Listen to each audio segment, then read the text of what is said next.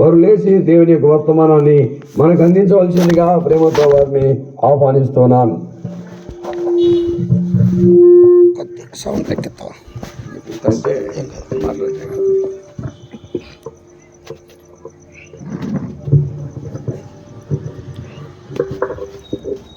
క్రీస్తునందు ఈ రాత్రికాల సమయంలో కూడి వచ్చిన సకల పరిశుద్ధులకును నాతోటి జతపడి వారికి మరి ముఖ్యంగా ఈ యొక్క కృతజ్ఞత కూడిక ఏర్పాటు చేసినటువంటి పౌలు కుటుంబానికి ఇసాకును ప్రభు అయినటువంటి యేసుక్రీస్తునామని మీ అందరికీ కూడా వందనాలు తెలియజేస్తూ ఉన్నాను. ప్రియులారా, ఇప్పటికే సమయం 8:45 అవుతూ ఉన్నది. ఒక అర్ధగంట దేవుని యొక్క వాక్యాన్ని మనమందరం కూడా నేర్చుకుందాము. ఎందుకంటే దేవుడు మన యొక్క కుటుంబాలలో అనేక విషయాలలో ఒక మార్గదర్శిగా, కుటుంబాలను దీవించేవాడిగా, మనందరి మీద కృప చూపించేవాడిగా ఉన్నాడు కనుక ఆయన సన్నిధిగా పరిశుద్ధ జనంగా ఉన్నటువంటి మనము కొన్ని నిమిషాలున్న దేవుని యొక్క వాక్యాన్ని మనము విని మన యొక్క మనసులో దాచుకోవాలి ప్రియులారా. అందుకని యొక్క రాత్రి వేళ సమయంలో మానవుని యొక్క జీవితంలో అనేకమైనటువంటి ఆటుపోట్లు మనం చూసి ఉండొచ్చు. చూడలేదమ్మా, ఇక్కడ కూర్చున్నటువంటి వారు ప్రతి ఒక్కరూ, భూమి మీద పుట్టినటువంటి ప్రతి ఒక్కరూ కూడా అనేకమైనటువంటి ఆటుపోట్లను చూసినటువంటి వారిగా మనం చూడగలం. అయితే దేవుని యొక్క గ్రంథంలో దేవుడు మన గురించి ఈ లోకంలో నుంచి ప్రత్యేకపరచబడి దేవుని యొక్క సన్నిధానంలో ఉంటున్నటువంటి మనందరికీ కూడా 6 మెట్లు ఎక్కితే తప్ప నీ జీవితంలో నువ్వు దేవుని యొక్క రాజ్యంలో చేరలేవు, లేకపోతే నిత్య జీవం అనేది నీకు లేదు అన్నటువంటి విషయాన్ని దేవుడు స్వయంగా తెలియపరుస్తూ ఉన్నాడు. ప్రియుల, మనం అనేక మెట్లు ఎక్కుతూ ఉంటాం. పెరంగిపురం ఎక్కితే ఎన్ని మెట్లు ఉంటాయంటున్నా?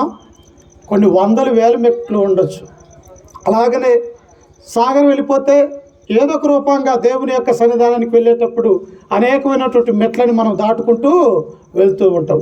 అయితే మానవుని యొక్క జీవితంలో పాపులుగా ఉన్నటువంటి మనము, దేవునికి దూరం అయిపోయినటువంటి మనము 6 మెట్లు ఎక్కితే తప్ప దేవునికి క్రైస్తవులుగా మనం మారలేము అన్నటువంటి విషయాన్ని తన గ్రంథంలో మనము ఇప్పుడు చూడబోతూ ఉన్నాం.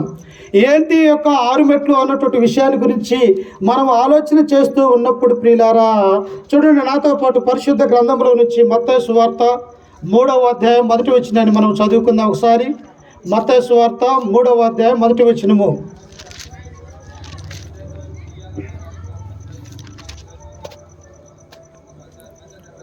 ఆ దినముల యందు బాప్తిస్మమిచ్చి యోహాను వచ్చి, పరలోక రాజ్యము సమీపించి ఉన్నది, మీరు మారు మనస్సు పొందుడని యూదయ అరణ్యములో ప్రకటించుచుండెను. ఎవరంట? లోకమంతయు కూడా చీకటితో ఉన్నది ప్రియులారా. 400 సంవత్సరాలు ఏ ప్రవక్తతో కూడా దేవుడు మాట్లాడినట్టుగా ఈ గ్రంథంలో మనము చూడలేము. అయితే ఈ 400 సంవత్సరాల నుంచి ఆ తర్వాత అంతకు ముందున్నటువంటి పితరుల కాలంలో, ప్రవక్తల కాలంలో, ఆ తర్వాత వీళ్ళందరూ కూడా ఎవరి కోసం ఎదురు చూస్తూ ఉన్నారంటే, ఇదిగో దావీదు వంశాన పుట్టబోయేటువంటి ఒక యేసుక్రీస్తు యొక్క లోకానికి ఒక ప్రవక్తగా రాబోతూ ఉన్నాడు. ఆయన ఈ లోకానికి వచ్చిన తర్వాత మన యొక్క కష్టాలు, మనకున్నటువంటి ఈ పాప భారాలు ఇవన్నీ కూడా బానిసత్వం తీసివేస్తాడు అన్నటువంటి ఆలోచన కలిగి ఆనాడు ఉన్నటువంటి ఇశ్రాయేల్ ప్రజలు యేసుక్రీస్తు కొరకు ఎదురు చూస్తూ ఉన్నారు ప్రియులారా. అందుకని ఇక్కడ క్రీస్తు రాబోవటానికి ఎవరి ముందు రావాల్సినటువంటి అవసరత ఏర్పడది?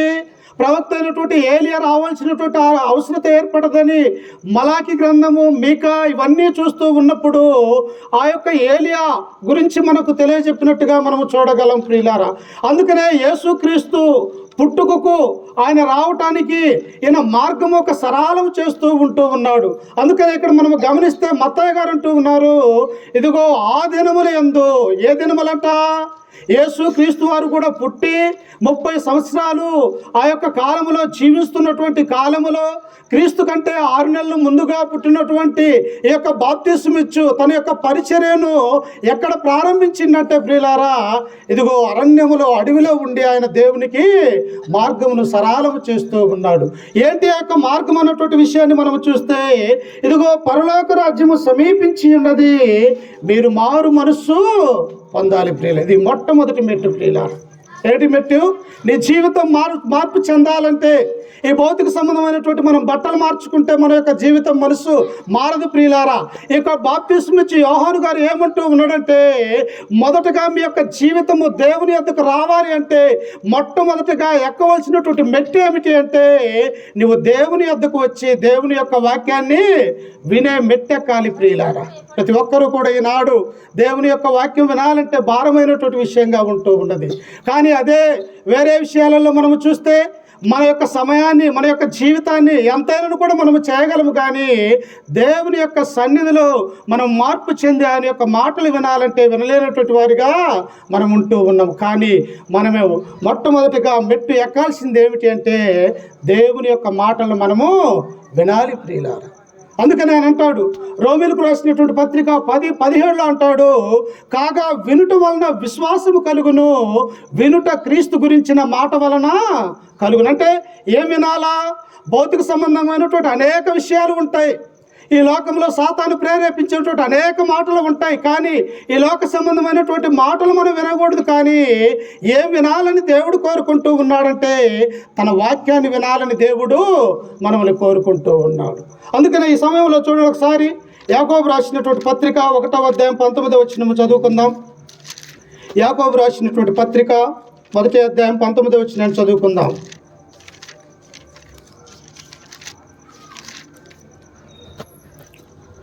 నా ప్రియ సహోదరులారా, మీరీ సంగతి ఎరుగుదురు గనుక ప్రతి మనుష్యుడు వినుటకు వేగిరపడువాడును. ఏం చేయాలంట? ఇదిగో దేవుని యొక్క సన్నిధిలో ఆరాధన జరుగుతూ ఉంది ఆదివారము, లేకపోతే ఇదిగో పలాని రోజున పలాని కుటుంబంలో ప్రార్థన జరుగుతున్నటువంటి విషయాన్ని మన యొక్క చెవులలో ఎప్పుడైతే మనం వింటామో ప్రియులారా, నేను అక్కడికి వెళ్ళాలి, నా యొక్క దేవుణ్ణి ఏదో ఒక రీతిగా, అది ప్రార్థన ద్వారా కావచ్చు, పాటల ద్వారా, లేకపోతే దేవుని యొక్క వాక్యం వినడం ద్వారా మనం ఏం చేయాలంట? ఆయన యొక్క వాక్యాన్ని వినేవారిగా ఉండాలి. అందుకని ఇక్కడ యాకోబు అంటూ ఉన్నాడు, ప్రతి మనుష్యుడు వినుటకు వేగిరపడువాడును, మాట్లాడుటకు నిదానించువాడును, కోపించుటకు నిదానించువాడునై ఉండాలి. ప్రతి మనుష్యుడు లోకంలో ఉన్నటువంటి చిన్న పెద్ద ఏ తేడా కూడా లేదు. లేకపోతే ఇతను ఎక్కువ కులమా, లేకపోతే తక్కువ కులమా, లేకపోతే ఇతడు తెల్లవాడా, లేకపోతే నల్లజాతీయుడా, ఎవరైనప్పటికీ కూడా యొక్క బైబిల్లో ఏమంటూ ఉన్నదంటే ప్రతి మనుష్యుడు కూడా వినుటకు వేగిరపడాలా.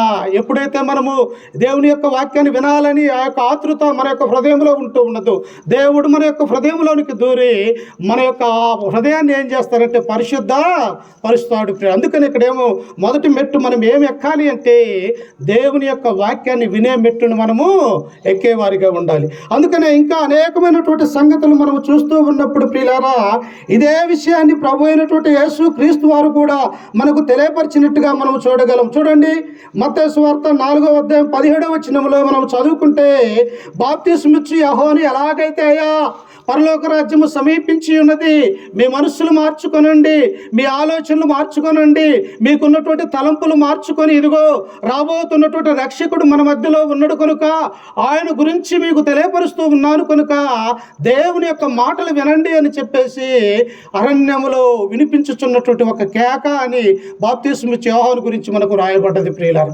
ఆ తర్వాత ప్రభు అయినటువంటి యేసు క్రీస్తు వారు కూడా ఈ యొక్క లోకానికి వచ్చి 30 సంవత్సరాలు జీవించి తల్లిదండ్రులకు లోబడి విధేయత కలిగి తన యొక్క మార్గము ఏదైతే తండ్రి ద్వారా పొందుకొని ఉన్నాడో, తండ్రి యొక్క చిత్తము ఏదైతే ఉంటూ ఉన్నదో దాన్ని అందరికీ కూడా తెలియపరచాలని ఈ మత్తయి సువార్త 4:17 చదువుకుంటే ఆయన యొక్క పరిచర్య ప్రారంభాన్ని మనం అక్కడ చూడగలం ప్రియులారా. ఏమన్నాడు అక్కడ? ఒకసారి చూడండి, మత్తయి సువార్త 4:17. అప్పటి నుండి యేసు పరలోక రాజ్యము సమీపించి ఉన్నది కనుక మారు మనస్సు పొందుడని చెప్పుచు ప్రకటింప మొదలుపెట్టును. ఎప్పటి నుంచి? బాప్తిస్మమును వచ్చి 6 నెలలు తన యొక్క పరిచర్యను ఆయన ముగిస్తూ ఉంటూ ఉన్నప్పుడు, ఆ తర్వాత 6 నెలల తర్వాత ప్రభు అయినటువంటి యేసు క్రీస్తు వారు అనగా అప్పటి నుండి ఎప్పుడైతే బాప్తిస్మం ఇచ్చే యోహాను ద్వారా బాప్తిస్మం పొందుకున్నాడో, ఆ బాప్తిస్మం పొందుకున్న వెంటనే ఈయన ఏం చేస్తూ ఉన్నాడంటే ఇదిగో ఏదైతే బాప్తిస్మం ఇచ్చే యోహాను అరణ్యములో ప్రకటించాడో అదే మాటను ప్రభు అయినటువంటి యేసు క్రీస్తు వారు ఇక్కడ కూడా ప్రకటిస్తూ ఉన్నాడు. ప్రియులారా, ఏమన్నా మార్పు ఉన్నదా? బాప్తిస్మ ఇచ్చే యోహాను ఏదైతే అయ్యా మీ యొక్క మనస్సును మార్చుకొనండి, నూతనమైనటువంటి మనస్సు కలగండి, ఈ లోకం అనేది అంధకారమైనది, ఇది చీకటిమైనది, కాబట్టి వెలుగైనటువంటి రక్షకుడు లోకానికి వచ్చి ఉన్నాడు, ఆయన యొక్క మాటలు మీరు వినండి అని చెప్పేసి యోహాను గారు ప్రకటన చేశాడు. ఇప్పుడు ప్రభు అయినటువంటి యేసుక్రీస్తు యొక్క ప్రకటన కూడా ఎలా ఉన్నదంట? అప్పటి నుండి యేసు పరలోక రాజ్యము సమీపించి ఉన్నది, మీరు మారు మనసు పొందండి అంటూ ఉన్నాడు. ఎందుకు మారు మనసు పొందాలా? యూదులు, ఇశ్రాయేల్ ప్రజలు 12 గోత్రాల వారందరూ కూడా లోక సంబంధంగా విగ్రహారాధనలో పడిపోయి ఉన్నారు. ఎవరికంటే వారికి పూజిస్తూ ఉన్నారు, దేవుని యొక్క ధర్మశాస్త్రాన్ని వదిలివేశారు. ఇదిగో మోసే ఒక మాట చెప్పాడు కదా, నా వంటి ప్రవక్త మీలోనే పుట్టించును అని మోసే గారు అక్కడ చెప్పి ఉన్నాడు కనుక ఆ ప్రవక్త కొరకు వీరందరూ కూడా ఎదురు చూస్తూ ఉన్నారు ప్రియులారా. కాబట్టి వారు వచ్చిన తర్వాత ఏమి వినాలంట? దేవుని యొక్క వాక్యాన్ని ప్రకటించబడుతూ ఉన్నప్పుడు మనం వినాలని దేవుడు కోరుకుంటూ ఉన్నాడు ప్రియులారా. అందుకే చూడండి, గలతీయులకు రాసినటువంటి పత్రిక 3వ అధ్యాయము 1 నుంచి 2 వచనాలు చదువుకుంటే అపోస్తలుడైనటువంటి పౌలు మనకు అక్కడ సెలవిస్తూ ఉన్నాడు. చూడండి, గలతీయులకు రాసినటువంటి పత్రిక 3వ అధ్యాయం 1-2 వచనాలు.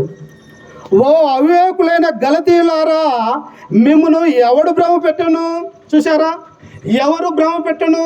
అపోస్తలుడైనటువంటి పౌలు గారు తన మొదటి స్వార్థ ప్రయాణంలో ఈ యొక్క ప్రాంతాలు తిరిగి అనేకమైనటువంటి సంఘాలు స్థాపించి ఆ తర్వాత ఆయన తిరిగి సిరియాలో ఉన్నటువంటి అంత్యోకు వెళ్ళిన తర్వాత ఇదిగో యెరూషలేములో నుండి వచ్చినటువంటి యొక్క సున్నతి సంబంధులైనటువంటి యూదులు ఏం చేశారంటే, ఇదిగో యేసుక్రీస్తు ద్వారా యేసుక్రీస్తు చెప్పినటువంటి ఆ బోధ, అపోస్తలులు బోధించినటువంటి ఆ బోధ సరైనటువంటిది కాదు, ఇదిగో మేము చెప్పేదే సరైనటువంటి బోధ అని చెప్పేసి ఆ యూదా జాతి అయినటువంటి పరిశీలు సంతతి వారు ఈ గలతీ ప్రాంతానికి వచ్చి ఉన్నారు ప్రియులారా. వారు వచ్చినప్పుడు వీళ్ళు ఏ బోధ వినాలో తెలియనటువంటి వారుగా ఉన్నారు.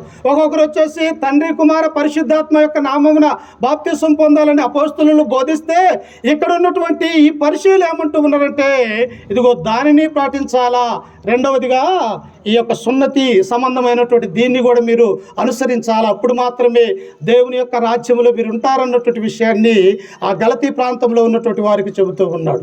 అప్పుడు పౌలు అంటూ ఉన్నాడు, ఓ అవివేకులైన గలతీయులారా. చూడండి, ఆ కింద వచనంలో ఏమని ఉన్నదట? ఎవడు మిమ్మల్ని భ్రమ పెట్టెను?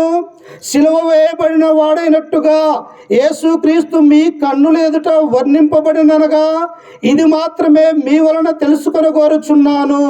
ధర్మశాస్త్ర సంబంధ క్రియల మూలముగా ఆత్మను పొందితిరా, విశ్వాసముతో వినుట వలన పొందితిరా. మొట్టమొదటి మెట్టు ఏమిటంటే, ఈ గలతీలో ఉన్నటువంటి ప్రాంతంలో ఉన్నటువంటి వారికి అపోస్తలుడైనటువంటి పౌలు, బర్నబా, మార్కు వారు ముగ్గురు కూడా వెళ్ళి దేవుని యొక్క వాక్యాన్ని ప్రకటించినప్పుడు ప్రియులారా, అక్కడ ఉన్నటువంటి వారందరూ కూడా విన్నారు ప్రియులారా. వినకపోతే అర్థమవుతుందమ్మా దేవుని యొక్క వాక్యము. వినకపోతే క్రీస్తు గురించి తెలుసా, తండ్రి అయినటువంటి దేవుని గురించి తెలుసా, లేకపోతే ప్రవక్తల గురించి తెలుసా, అబ్రహాం గురించి తెలుసా, ఆదాము గురించి తెలుసా, నోవా గురించి మనం వాక్యం వినకపోతే ప్రియులారా మనకు ఏమీ కూడా తెలియదు. ఎందుకు? మనం ఏమి వింటున్నామో తెలియకపోతే, మనం ఏం చేస్తున్నామో తెలియకపోతే మనము రక్షణ పొందలేమన్నటువంటి విషయాన్ని ఇక్కడ పౌలు సెలవిస్తూ ఉన్నాడు. అందుకంటున్నాడు, ఓ అవివేకులైన గలతీయులారా, మిమ్మల్ని ఎవడు భ్రమ పెట్టను? ఎవరు చెప్పారు సున్నతి సంబంధమైన విషయాలు ఉన్నవని? మొదటగా మీరు ఆత్మానుసారంగా ఆరంభించి తిరిగి శరీరానుసారంగా ఎలా మీరు వేయగలుగుతారు? చూశారంటే ఈ భౌతిక సంబంధమైన విషయాలు మీద కాదు, కానీ దేవుని యొక్క వాక్యం అనేది మీ హృదయంలో ఉండాలని చెప్పేసి ఈ గలతీ ప్రాంతంలో ఉన్నటువంటి సంఘానికి పౌలు సెలవిస్తూ ఉన్నాడు. కాబట్టి మొట్టమొదటి మెట్టు మనం చేయవలసినటువంటిది ఏమిటి? ఎక్కవలసిందంటే దేవుని యొక్క వాక్యం వినేటువంటి మెట్టు ఎక్కాలి ప్రియులారా. రెండవ మెట్టు ఏమిటంటే చూడండి, ఇక్కడ మనం గమనిస్తూ ఉన్నప్పుడు దేవుడు మానవులకి ఇస్తున్నటువంటి రెండవ మెట్టు ఏంటి అంటే, విన్న తర్వాత దేవుని మీద నమ్మకం కలిగి ఉండాలా. ఏం చేయాలంట? విన్నటువంటి ఆ వాక్యం మీద, విన్నటువంటి ఆ క్రీస్తు గురించి కూడా, ఆ ఆయన యొక్క మరణాన్ని గురించి, సమాధి గురించి, పునరుత్థానం అనే స్వార్థ విన్న తర్వాత మనం ఏం చేయాలంట? నమ్మకం కలిగి ఉండాలా. ఎందుకు? విన్నటువంటి వాక్యాన్ని హృదయంలో భద్రపరుచుకోకుండా మనం ఈ లోకానుసారంగా ఉన్నట్టయితే సాతాను వడిచి మన హృదయంలో దూరి ఈ యొక్క వాక్యాన్ని ఎత్తుకుని పోయే ప్రమాదం ఉన్నది కనుక విన్నటువంటి వాక్యాన్ని ఏం చేయాలంట? రెండో మెట్టుగా నమ్మకం, విశ్వసించాలి ప్రియులారా, విశ్వాసం ఉంచాలా. నా దేవుడు నన్ను సమస్తం కూడా బాగు చేయగలడు, సమర్థుడు. ఆయన యందు నేను విశ్వాసం కలిగి ఉంటే ఈ లోక సంబంధమైనటువంటి సాతాను నన్ను ఏం చేయలేడు అన్నటువంటి ఆ నమ్మకము ప్రతి కుటుంబంలో ఉండాలని యొక్క వాక్యం మనకు తెలియపరుస్తూ ఉన్నది. అందుకనే రెండవ మెట్టు ఏం చేయాలంటే, నీవు నేను అందరం కలిసి కూడా దేవుని వాక్యం విన్న తర్వాత దాన్ని విశ్వసించాలా. ఎలా విశ్వసించాలా చూడండి ఒకసారి. హెబ్రీయులకు రాసినటువంటి పత్రిక 11వ అధ్యాయము 5-6 వచనాలు ఒకసారి చదువుకుందాం. అపోస్తలుడైనటువంటి పౌలు గారు హెబ్రీయులకు రాసినటువంటి పత్రిక 11వ అధ్యాయం 5-6 వచనాలు. విశ్వాసమును బట్టి హానోకు మరణము చూడకుండాన్నట్లు కొనిపోబడెను. అతడు కొనిపోబడనందు దేవునికి ఇష్టుడైండునని సాక్ష్యము పొందెను. కాగా దేవుడు అతన్ని కొనిపోయెను గనుక అతడు కనపడలేదు. దేన్ని బట్టి? హానోకు భార్య, పిల్లలు, కుటుంబముగా ఉన్నటువంటి హానోకు కొన్ని వందల సంవత్సరాలు తన యొక్క కుటుంబాన్ని పోషించుకుంటూ దేవుని యొక్క మాట వింటూ, ఆనాడు దేవుని యొక్క ధర్మశాస్త్రం కానీ కొత్త నిబంధన చట్టం కానీ లేదు ప్రియులారా, లేనటువంటి కాలంలోని యొక్క హానోకు ఏం చేసిందంటే దేవుని యందు నమ్మకం ఉంచటం వలన అతడు మరణము చూడకుండా పరలోక రాజ్యము కొనిపోయాడు ప్రియులారా. అంటే నా దేవుడు, నేను నమ్ముకున్నటువంటి దేవుడు, ఆయన ఈ యొక్క భూలోకంలో ఉన్నటువంటి సమస్తాన్ని సృజించినటువంటి దేవుడు, నేను ఆయన యందు నమ్మకం ఉంటే నా కుటుంబము, నేను అందరము కూడా సమస్తము కూడా ఆయన యందు మేము నమ్మకం విశ్వాసం కలిగి ఉంటే ఆయన మమ్మల్ని దీవించుతాడని చెప్పేసి హానోకు ఎలాగైతే నమ్మకం ఉంచాడో ప్రియులారా, మనము కూడా రెండవ మెట్టుకు ఏం చేయాలా? మొదటి మెట్టు వినాలా, రెండవది విశ్వసించాలనగా నమ్మకం ఉంచాలా దేవుని యందు. అందుకని 6వ వచనంలో మనం చదువుకుంటే చూడండి, అక్కడ అంటూ ఉన్నాడు, విశ్వాసము లేకుండా దేవునికి ఇష్టుడైండుట అసాధ్యము.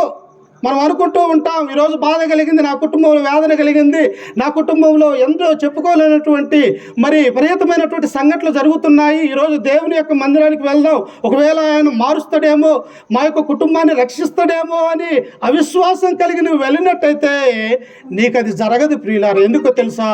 ఇక్కడ పౌలు అంటూ ఉన్నాడు, హెబ్రీయులారా మీరు నమ్మకం కలిగి ఉండాలా, దేవుని యందు విశ్వసించి ఉండాలా, మీ కొరకు తన యొక్క ప్రాణాన్ని కలువరిగిరిలో పెట్టినటువంటి క్రీస్తునందు మీరు విశ్వాసము నమ్మకం కలిగి ఉండాలా.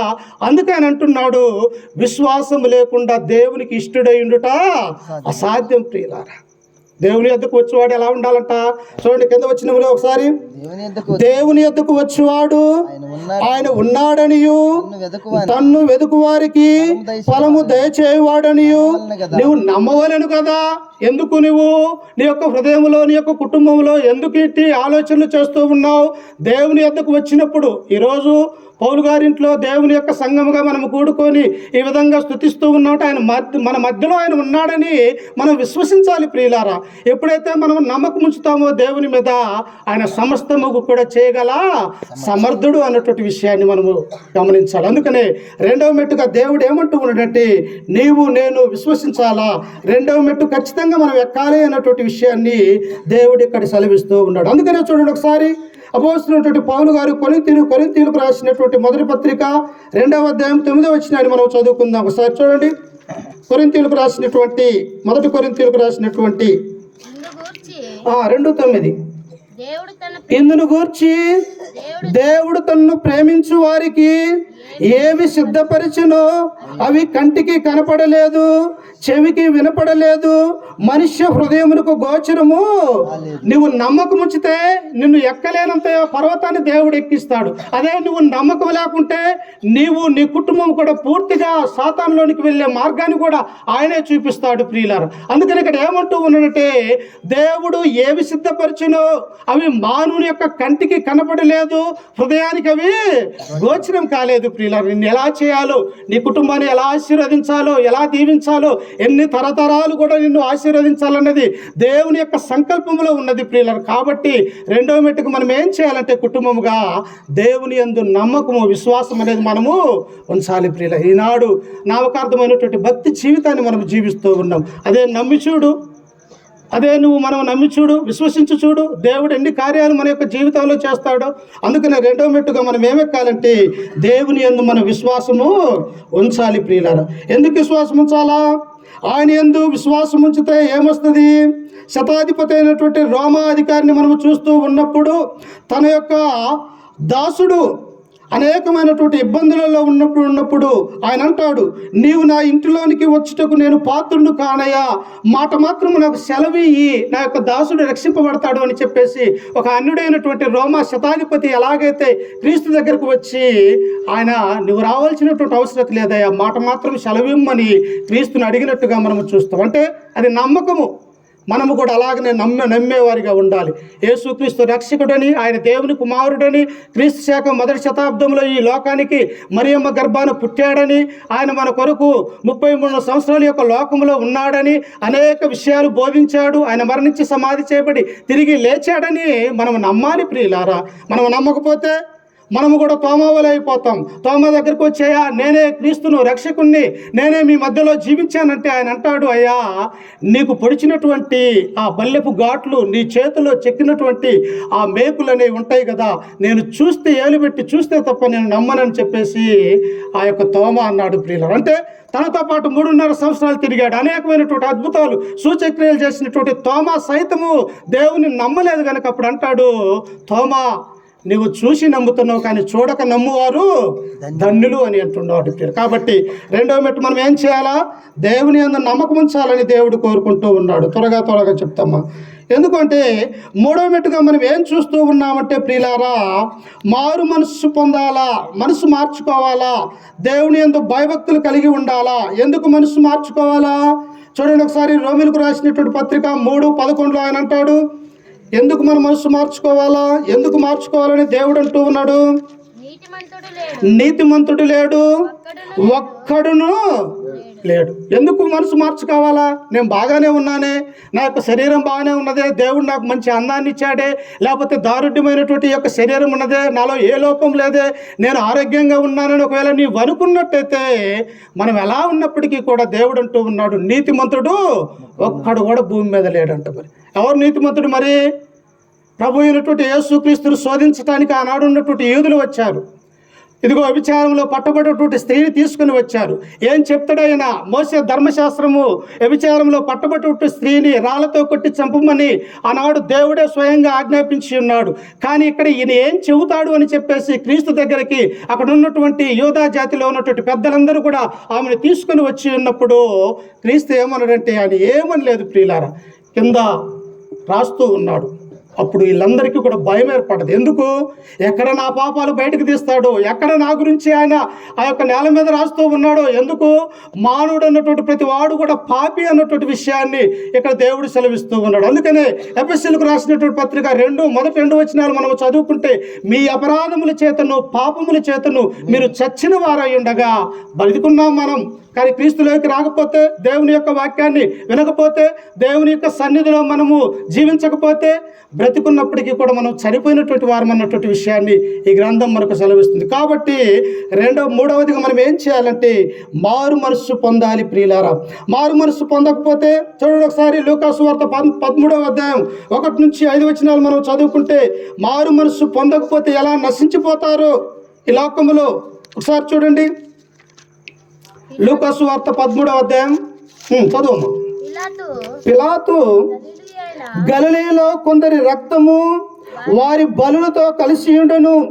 ఆ కాలమున అక్కడున్న కొందరు ఆ సంగతి ఏమోనో యేసుతో చెప్పగా ఆయన వారితో ఇట్లనెను, ఈ గలిలయులు ఇట్టి హింసలు పొందినందున వారు గలిలయులందరికంటే పాపులని మీరు తలంచుచున్నారా? కారని మీతో చెప్పుచున్నాను, మీరు మారు మనస్సు పొందని పక్షమున మీరందరూ అలాగనే నశించుతారు. రోమా గవర్నర్ అయినటువంటి పిలాతు, ఆనాడు ఉన్నటువంటి యూదులు ఆ యొక్క ప్రభుత్వం మీద తిరగబడుతూ ఉన్నప్పుడు వారందరినీ కూడా తీసుకుని వచ్చి దేవాలయం దగ్గర వారిని ఒక గొర్రె పొట్టేలను ఎలాగైతే బలర్పిస్తారో అలాగనే మానవాళిని బలిచ్చినప్పుడు ప్రియులారా, ఆ యొక్క బలంతో కూడా అక్కడి నుంచి ఒక కాలవలాగా వెళ్తూ ఉన్నప్పుడు ఆ గలిలయలో ఉన్నటువంటి వారందరూ కూడా అనుకుంటూ ఉన్నారు, అయ్యో వీరంత పాపం చేయకపోతే వీరి యొక్క రక్తము ఒక కాలవ వలె పారిపోతూ ఉన్నది, వీరు ఏం పాపం చేయకపోతే వీరికి మరణ శిక్ష ఎందుకు ఉన్నది అని చెప్పేసి అక్కడ ఉన్నటువంటి వారందరూ కూడా అనుకుంటూ ఉన్నప్పుడు క్రీస్తు అన్నాడు, వారు తప్పు చేశారని మీరు అనుకుంటూ ఉన్నారా? ఒకవేళ వారు తప్పు చేసినా చేయకపోయినా వారి యొక్క జీవితం అదే, కానీ మీరు మారు మనస్సు పొందకపోతే మీ రక్తం కూడా అలాగనే పారుతుంది, అలాగనే నశించిపోతారని దేవుని యొక్క గ్రంథం మనకు సెలవిస్తూ ఉన్నది ప్రియులారా. ఎందుకు మార్పు చెందాలా? మనం పాపులమని దేవుని దగ్గరకు మనం రావాలా, ఆయన యొక్క సన్నిధిలో ఉండాలా. దేవా, నేను పాపిని, నేను చేసినటువంటి ఆ యొక్క పాపాన్ని క్షమించి నీ కుమారుడిగా కుమార్తెగా నన్ను చేర్చుకోమని మనము విధేయత కలిగినటువంటి హృదయం కలిగి దేవుని యొక్క సన్నిధిలో మనం ఉండాలి. కాబట్టి మూడవ మెట్టు ఏమిటంటే మారు మనసు పొందాలి. అపోస్తలుడైనటువంటి పేతురు ఏమన్నాడు ఒకసారి చూడండి. అపోస్తల కార్యములు 2వ అధ్యాయము 36-37 వచనాలు ఒకసారి చూడండి. అపోస్తల కార్యములు 2వ అధ్యాయం. మీరు సిలువ వేసిన యేసునే దేవుడు ప్రభువుగాను క్రీస్తుగాను నియమించెను. ఇది ఇశ్రాయేలు వంశమంతయు రూఢిగా తెలుసుకోవాలి. మీరు అనుకుంటూ ఉన్నారేమో, లోకరక్షకుడైనటువంటి మరియమ్మ గర్భాన ఒక శరీరాకారంలో పుట్టి ఉన్నాడు కనుక ఈయన దేవుని యొక్క కుమారుడు ఎలా అవుతాడు, ఈయన మా పాపాలను తీసివేయటానికి ఈయన ఏమన్నా పరిశుద్ధుడా అని మీరు అనుకుంటూ ఉన్నారేమో. కాదు, మీరు తెలియక ఆయన విషయంలో సిలువకు అప్పగించారు. కానీ మీరు సిలువ వేసినటువంటి ఆ యేసును తండ్రి అయినటువంటి దేవుడు ఏం చేశాడంటే ఈ లోకానికి రక్షకుడిగా, రాజుగా, ప్రభువుగా, దేవుని యొక్క సంఘానికి శిరస్సుగా చేసి ఉన్నాడు అని అపోస్తలుడైనటువంటి పేతురు కొన్ని వేల మందికి తన యొక్క ప్రసంగాన్ని అక్కడ చూపిస్తూ ఉన్నాడు ప్రియులారా.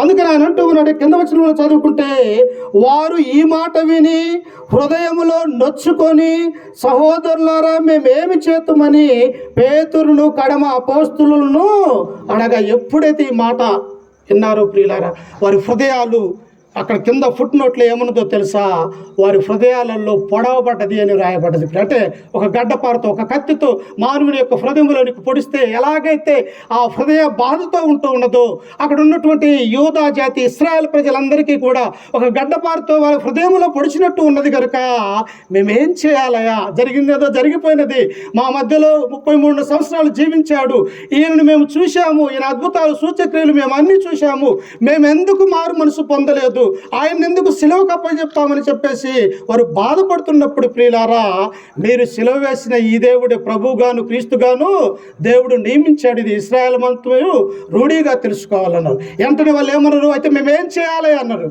వెంటనే పేతురు ఉన్నాడు, మీరు మారు మనస్సు పొంది పాప క్షమాపణ నిమిత్తం ప్రతివాడు యేసు క్రీస్తున నామమున బాప్తిసం, మారు మనసు పొందాలి ప్రియులారా. ఇంకా మార్పు చెందకపోతే, ఇంకా నువ్వు మారు మనసు కలిగి మన యొక్క జీవితంలో లేకపోతే, ఇంకా నామకారమైనటువంటి భక్తి జీవితాన్ని మనం జీవించినట్టయితే దేవుడు అంటాడు, ఇదే అనుకూల సమయము, ఇదే రక్షణ దినం ప్రియులారా.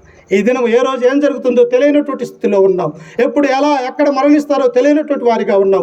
కాబట్టి మన యొక్క శరీరం, మన యొక్క ప్రాణంలో ఉండగానే యేసుక్రీస్తును సొంత రక్షకుడిగా అంగీకరించి ఆయన యొక్క సంఘములు అనగా చర్చిలో దేవుని యొక్క ఆరాధనలో పాల్గొనే వారిగా మనమందరము కూడా ఉండాలి ప్రియులారా. కాబట్టి మూడవ మెట్టు మారు మనస్సు పొందాలి. నాలుగవదిగా గమనిస్తే, నాలుగవది చెప్పి ముగిస్తా, తర్వాత 2 చెప్పుకుందాం సమయం ఉన్నప్పుడు. నాలుగవదిగా చూడండి ప్రియులారా, యేసుక్రీస్తును ప్రతి మనుష్యుడు దేవుని యొక్క కుమారుడిగా మనం ఒప్పుకోవాలా. ఈనాడు ఒప్పుకోవట్లే. ఏమంటూ ఉన్నారో తెలుసా, అన్యులు అనేక మంది 3 మేకులు సిలువలో తీసుకెళ్ళినటువంటి దేవుడు ఎలా అవుతాడు, ఆయన దేవుడైతే ఆయన తను రక్షించుకోవచ్చు కదా, ఆయన ఎలా దేవుడైతాడని చెప్పేసి అనేక మంది అంటున్నారు. అలా అంత మాత్రమే కాదు, ఆ సిలువ మీద ఆయనతో పాటు సిలువ మీద ఉన్నటువంటి దొంగ సైతం అన్నాడు, అయ్యా నువ్వు నిజమైనటువంటి దేవుడు అయితే నిన్ను నువ్వు రక్షించుకొని మమ్మల్ని కూడా రక్షించమన్నాడు. కానీ రక్షించుకోలేడా? అనేకమైనటువంటి కొన్ని చిన్న చేపలు, కొన్ని రొట్టెలు ఉన్నప్పుడు 5,000 మందికి ఆహారం పెట్టినటువంటి వాడు, చనిపోయినటువంటి వారిని బ్రతికించినటువంటి వాడు, ఆయన చేతుల ద్వారా అనేక మందిని, కుష్ఠరోగుల్ని, కళ్ళు లేనటువంటి వారిని, నడవలేనటువంటి పక్షవాయు కలిగినటువంటి వారిని, పుట్టిన మొదలుకొని కుంటివాడైనటువంటి మనుషుల్ని అనేక అద్భుతాలు చేసినటువంటి క్రీస్తు ప్రభు వారు ఆ సిలువలో ఉన్నటువంటి 3 మేకులు తీసుకొని బయటికి రాలేడమ్మా, వస్తాడు. కానీ ఆ తండ్రి యొక్క చిత్తం ఏమిటి? ఆయన శిలువ మరణం పొందాలా, ప్రతి పాపి కొరకు తన యొక్క రక్తాన్ని చిందించాలనేది దేవుని యొక్క సంకల్పం. అందుకనే 4వ మెట్టుగా ఏమో ఉన్నదంటే ప్రియులారా, ఆయన దేవుని యొక్క కుమారుడని మనము నమ్మాలా. చూడండి, మత్తయి సువార్త 10వ అధ్యాయము 32-33 వచనాలు చదువుకుందాం. మత్తయి సువార్త 10వ అధ్యాయము 32-33. మనుషుల ఎదుట నన్ను ఒప్పుకొని వాడెవడు పరలోకమందు నా తండ్రి ఎదుట వానిని. మనము బైబుల్ తీసుకొని ఈ ఇంట్లో ప్రార్థన జరుగుతున్నదంటే రాలేనటువంటి చిన్నతనంలో మనం ఉన్నాం. బైబిల్ తీసుకొని దేవుని యొక్క స్వార్థకుడు గంటల తరబడి పాటలు పాడుతుంటే త్వరగా వెళ్ళి దేవుని యొక్క సన్నిధిలో నేను ఉండాలన్నటువంటి ఆలోచన లేనటువంటి వారిగా ఉన్నాం. అందుకని ఇక్కడ ప్రభు అయినటువంటి యేసుక్రీస్తు అంటూ ఉన్నాడు. ఆయన 32వ వచనంలో, మనుషుల ఎదుట నన్ను ఒప్పుకొని వాడెవడు, పరలోకమందున్న నా తండ్రి ఎదుట నేను వారిని ఒప్పుకొందును. మనుషులనగా దేవుని యొక్క సన్నిధి, తన యొక్క పరిశుద్ధ ఆలయములు. అయ్యా, నేను ఈ యొక్క లోకంలో నుంచి నీలోనికి రావాలనుకుంటున్నాను. నేను చేసినటువంటి ఈ యొక్క పాపాలని నీవు జ్ఞాపకం చేసుకోకయా, నా యొక్క జీవితాన్ని నేను మార్చుకోవాలనుకుంటున్నానని ఎవరైతే దేవుని యొక్క సన్నిధిలో ఒప్పుకుంటారో ప్రియులారా, ఇంకా ఏమనుకోవాలంట, ఆయన దేవుని యొక్క కుమారుడిని ప్రతి మనుషుడు కూడా ఒప్పుకోవాలి. అందుకే ప్రియులారా 4 మెట్లు, ఇంకా 2 మెట్లు ఉన్నాయి. సమయం లేదు కనుక వీలుంటే తర్వాత చెప్పుకుందాం. ఈ 4 విషయాలలో మనం ఎలా ఉండాలంటే, మొదటిగా దేవుని యొక్క వాక్యం వినాలా, రెండవదిగా ఏం చేయాలా, ఆయన మీద నమ్మకం ఉంచాలా, మూడవదిగా మారుమనసు పొందాలా. పొందకపోతే గలిలయలో ఉన్నటువంటి ఆ యొక్క రక్తం ఎలాగైతే పారిందో మన యొక్క జీవితంలో కూడా రెండవ రాకడ సమయంలో నరకములో అలాగనే ఉంటాం. నాలుగవదిగా దేవుని కుమారుడని ప్రభు అయినటువంటి యేసుక్రీస్తుని మన యొక్క నోటితో ఒప్పుకోవాలా. నోటితోటే కాదు, హృదయం ముందు భద్రపరుచుకోవాలా. ఇర్మియా ప్రవక్త ఏమంటాడు, హృదయము అన్నిటికంటే మోసకరమైనది, అది బహు ఘోరమైన వ్యాధి కలదంట. పైకి బాగానే ఉన్నాం, కానీ హృదయంలో ఉన్నది ఎవరికి కనిపిస్తుంది? హృదయం యొక్క ఆలోచనలో ఎలా ఉంటుంది అది దేవునికి మాత్రమే తెలుసు. ఎందుకు హృదయంలో దేవుని యొక్క వాక్యం ఉండాలి అంటే, మనకు అన్ని చెడ్డ సమాచారాలు, చెడ్డ తలంపులు కలిగేది ఎక్కడంటే ఆ హృదయంలోనే ప్రియులారా. అందుకనే దేవుడు అంటాడు, హృదయాన్ని మనము మార్చుకోవాలి. కాబట్టి ఈ యొక్క 4 మెట్లు గురించి మనం నేర్చుకుంటూ ఉన్నాం. మన యొక్క జీవితంలో ఈ యొక్క 4 మెట్ల గురించి ఆలోచన చేస్తే దేవుడు మనల్ని, మన యొక్క కుటుంబాలని ఆయన యొక్క సన్నిధిలో బహుగా ఆశీర్వదించుతాడు.